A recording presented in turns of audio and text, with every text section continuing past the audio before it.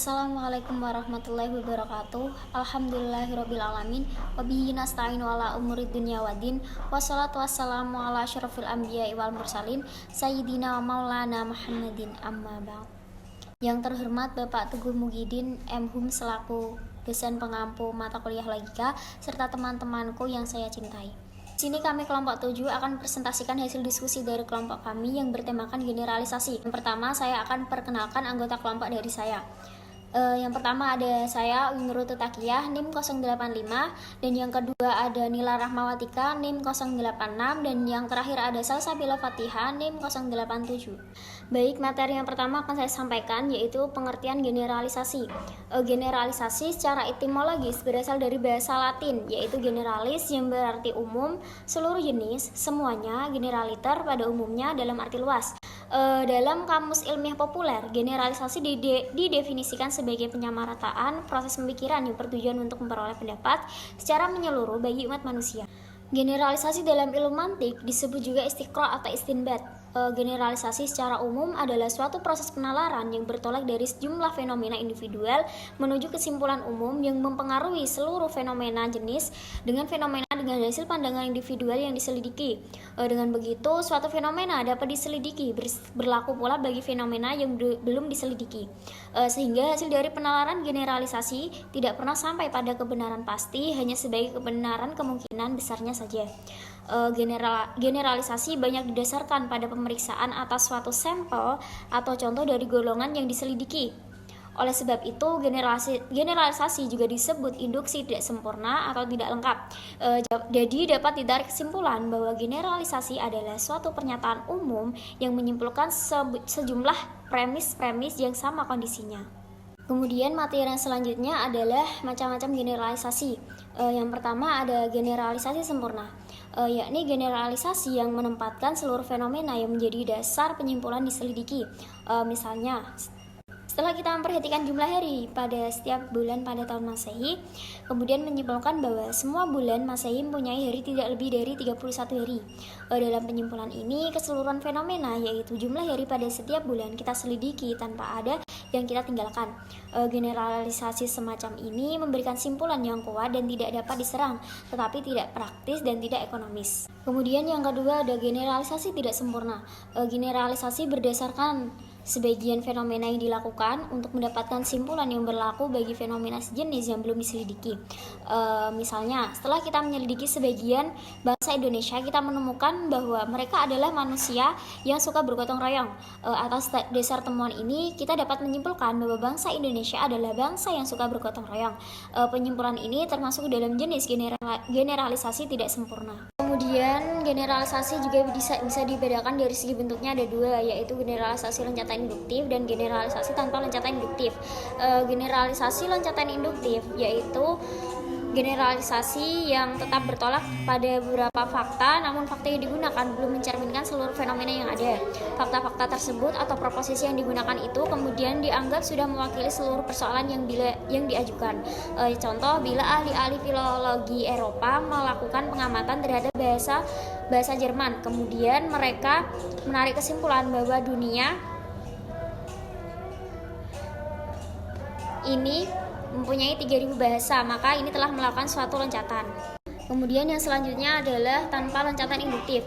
Sebuah generalisasi apabila fakta-fakta yang diberikan cukup banyak dan meyakinkan sehingga tidak terdapat peluang untuk menyerang kembali. Contohnya, untuk menyelidiki bagaimana sifat-sifat orang Indonesia, pada umumnya diperlukan ratusan fenomena untuk menyimpulkannya. Rofiati dalam Jarotimek mengungkapkan adanya 4 jenis generalisasi, yaitu generalisasi deskriptif. Contohnya, pada umumnya pusat-pusat kerajaan terletak di tepi sungai. Yang kedua ada generalisasi sebab akibat. Contohnya, di dalam revolusi, apabila golongan ekstrim berhasil merebut kekuasaan, maka akan berlangsung pementahan teror. Kemudian yang ketiga ada generalisasi acuan nilai. Contohnya, raja adil, raja disembah, raja alim, raja disanggah. Yang keempat, generalisasi prinsip universal. Contohnya, kapasitas sebuah bangsa untuk memodelisasikan diri tergantung pada potensi sumber daya alamnya, kualitas manusianya, dan orientasi nilai para pelaku sejarahnya. Sekian presentasi dari saya. Presentasi selanjutnya akan dilanjutkan oleh rekan saya. Baik, di sini saya akan melanjutkan materi selanjutnya, yaitu pengujian atas generalisasi. Ada beberapa tahap pengujian generalisasi, diantaranya yaitu yang pertama, kita harus melihat apakah sampel yang diperoleh sudah mewakili. Nah, memang tidak ada ukuran yang pasti beberapa jumlah fenomena individual yang diperlukan untuk dapat menghasilkan kesimpulan yang terpercaya. Lalu yang kedua, ada apakah sampel yang digunakan cukup variasi untuk menentukan standar ekonomi di masyarakat. Harus diteliti dari sebagai jenis pekerjaan, berbagai kriteria pendidikan sebagai kehidupan sosial. Semakin banyak variasi sampel, semakin kuat kesimpulan yang dihasilkan. Lalu yang ketiga, apakah dalam generalisasi itu sudah diperhitungkan ada hal-hal yang sifatnya menyimpang atau tidak. Pengecualian harus diperhitungkan juga, terutama jika pengecualian itu cukup besar jumlahnya. Lalu yang keempat, apakah kesimpulan yang dirumuskan konsisten dengan fenomena individual? Kesimpulan yang dirumuskan haruslah merupakan konsekuensi logis dari fenomena yang dikumpulkan. Tidak boleh memberikan tafsiran yang menyimpang dari data yang ada. Misalnya, penyelidikan faktor utama penyebab kemiskinan suatu bangsa.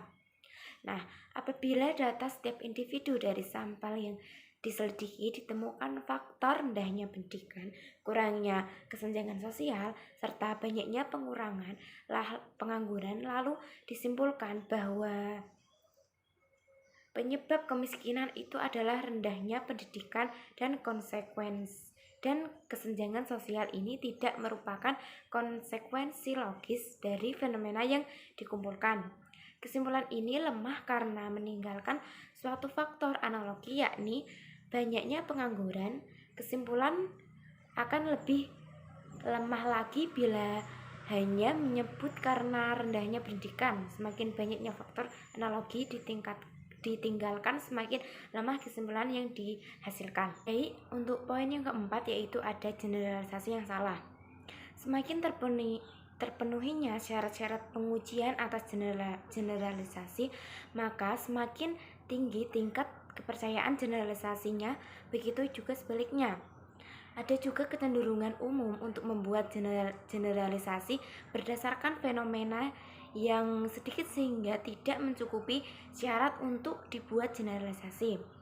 Kita seringkali mendengar ungkapan-ungkapan yang keliru seperti, dia adalah mahasiswa, kenapa memecahkan masalah seringan itu tidak bisa? Kalau begitu dia adalah orang bodoh. Dia orang Islam, mengapa korupsi? Kalau begitu orang Islam memang jahat. Dia memang tidak suka membayar utang, terbukti uangku tidak dikembalikannya. Nah, seringkali menyimpulkan suatu keesaan cuaca dari suatu tempat hanya karena semata-mata berdasarkan apa yang dialaminya ketika seperti desa ini adalah daerah basah, desa ini adalah daerah kering. Ketika kita seringkali bepergian dengan salah satu bis dari perusahaan X dan dilayani tidak menyenangkan, kita hanyut pada generalisasi yang salah karena kita kemudian menyatakan bahwa pelayanan perusahaan bis X tidak bagus. Lalu tidak jarang di kalangan orang-orang terdidik sering tercetus pada pernyataan generalisasi yang salah seperti peredaran uang. Sekali mengalami inflasi tidak akan bisa dikendalikan. Setiap peradaban tumbuh melalui fase sirkuler, tumbuh, berkembang, matang, menurun, dan akhirnya hancur. Sejarah selalu mengulangi dirinya. Pemerintah demokrasi adalah jelek, sama dengan orang kaya bisa sukses karena ia kikir, dan sebagainya. Sekian presentasi dari saya kembalikan lagi ke moderator. Selanjutnya saya akan menjelaskan tentang generalisasi empirik dan generalisasi dengan penjelasan. Generalisasi tidak pernah mencapai tingkat kepercayaan mutlak, namun kesimpulan yang dihasilkannya menjadi terpercaya memenuhi 4 syarat pengujian tersebut. Apabila generalisasi ini disertakan dengan penjelasan mengapanya, maka kebenaran yang dihasilkan akan lebih kuat lagi. Generalisasi empirik yaitu generalisasi yang hanya menjelaskan fenomenanya saja tanpa disertai penjelasan mengapa. Sebagaimana contohnya yaitu semua burung gagak berbulu hitam, semua angsa berbulu putih, semua tukang las ketok memasang merek ketok Magic, semua taksi bandara ber-AC memasang merek full AC, semua ikan berwarna cerah lebih agresif dari ikan berwarna gelap, semua nyamuk tidak bergigi atau bagaimana bisa digigit nyamuk. Yang kedua yaitu generalisasi dengan penjelasan. Generalisasi yang menjelaskan mengapa fenomenanya itu terjadi dan apa yang menyebabkan dan didapatkan suatu kesimpulan yang dapat dipercaya. Selain pengalaman empirik, generalisasi diperkuat dengan penjelasan atau alasan. Sebagaimana contohnya yang pertama yaitu ketika udara panas, semua anjing menjulurkan lidah, yaitu maksudnya menyejukkan diri melalui penguapan. Yang kedua, semua bahasa asal daerah tropis mengandung banyak huruf hidup. Maksudnya yaitu membuka mulut lebar-lebar membantu penyejukan. Terus ada lagi, semua kuda Nil merendam di dalam air. Maksudnya yaitu kulit kuda Nil tidak berpori sehingga tidak dapat berkeringat untuk mendinginkan tubuh. Selanjutnya saya akan menjelaskan generalisasi ilmiah. Perbedaan utama generalisasi ilmiah dengan generalisasi biasa adalah terletak pada metodenya, kualitas dan ketepatan dalam perumusannya. Generalisasi dikatakan sebagai penyimpulan karena sesuatu yang benar berdasarkan observasi akan dikatakan benar pula walaupun tanpa observasi. Dan apa yang terjadi pada sejumlah kesempatan akan terjadi pada kesempatan yang lain bila kondisi yang sama terjadi.